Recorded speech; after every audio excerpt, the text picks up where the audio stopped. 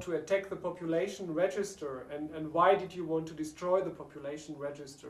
Well, because we were given all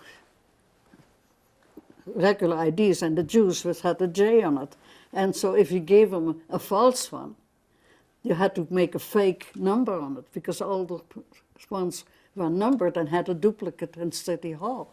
And so when one of our monthly meetings, right after we had done all that and dispensed all these false ones, we were in the process of doing this all the time, because we had an unlimited number of false cards. We could give any Jewish person a false identity card, but there would not be a duplicate with the same number in City Hall.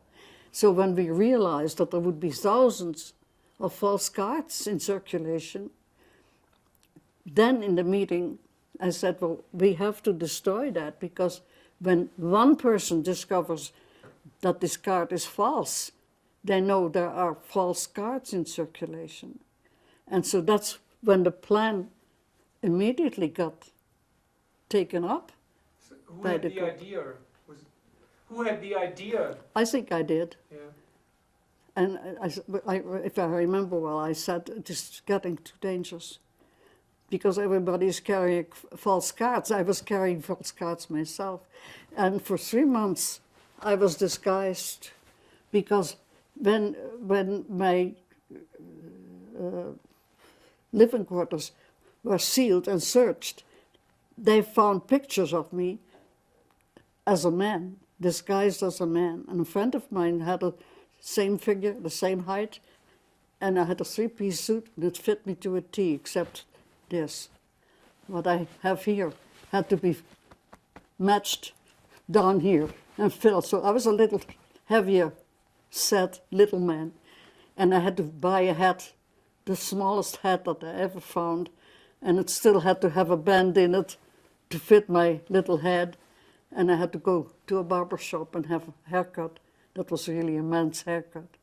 And I still remember the day I went there. In the Leidsestraat, there was a big men's barber shop with lots of barbers cutting hair, and I had just made the effort to get this all straightened out, and I really looked pretty good. And I went out for the first time in my disguise, and I went to get a haircut right away. And I had bought glasses, with just window glasses, and I put that on, and I went into the barber shop and took my hat off and put it on the hook. And the barber walks up to me and he said, "What do you want, sir?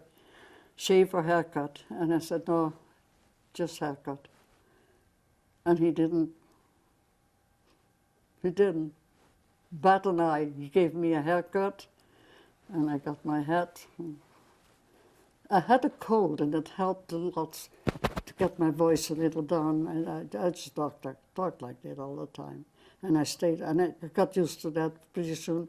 And I was, for 3 months, I was disguised as a man, and very successfully so, because I lived in the Jacob Obrechtstraat number 64, and my mother lived at 44.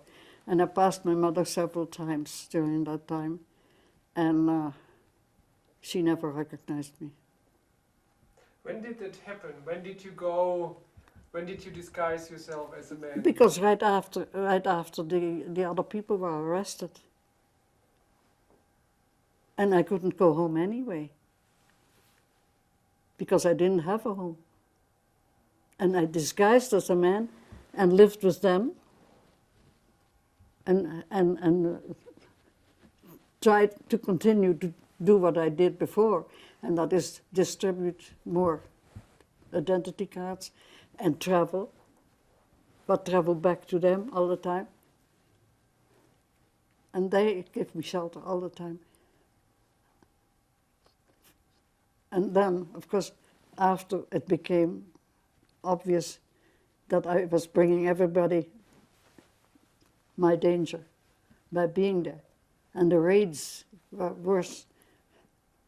The nights that they took a block and circled it to find people, and counted the beds that had been unmade, I mean, that got really very difficult. That was the end of 43.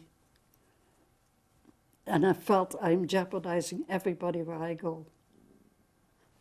As a man or as a woman, it doesn't make any difference. They took people off the street to go for working camps. Was the attack successful? Very successful. And of course, everything went according to schedule, except a few details, which is interesting from a purely robber and policeman's standpoint. You know, the difficulties that showed up were of minor importance, but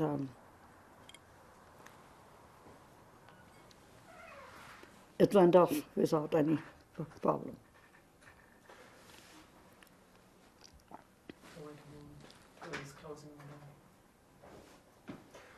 Who was leading the attack? Who was the leader of the attack? The leader of the attack actually was Arón. The question, what happened after the attack of the population register? It got destroyed. It was very much of a loss for the German occupation. Very much. They were very upset about it, and that's why they were so determined to kill these people. Were the group betrayed, or how were people caught from the group? Well, Arón was picked up as number one, and he was very protected in a sense by Zus Spackler, who lived in the same house where I later lived after the war. She also was respected by the Germans, and so was he, because they were very impressed with his attitude. His attitude was absolutely heroic. When he was arrested, they came in and they say, in the name of Hitler, we arrest you, you follow us or something. And he said, and in the name of the Queen of Holland, I will follow you. I mean, he was not even startled. And he was a support for all the other people that were arrested. He was a moral supporter. He was absolutely what he planned to be. This is it. He did what he said to me he would do. He was very satisfied with that solution, that he would give his life for that thought. He would prove that you didn't have to be a heterosexual person to be heroic or to make an offer of your life. He wanted to prove that point. And he was satisfied for himself that he had the opportunity to prove that. And he had the strength to be a moral support for all of the others.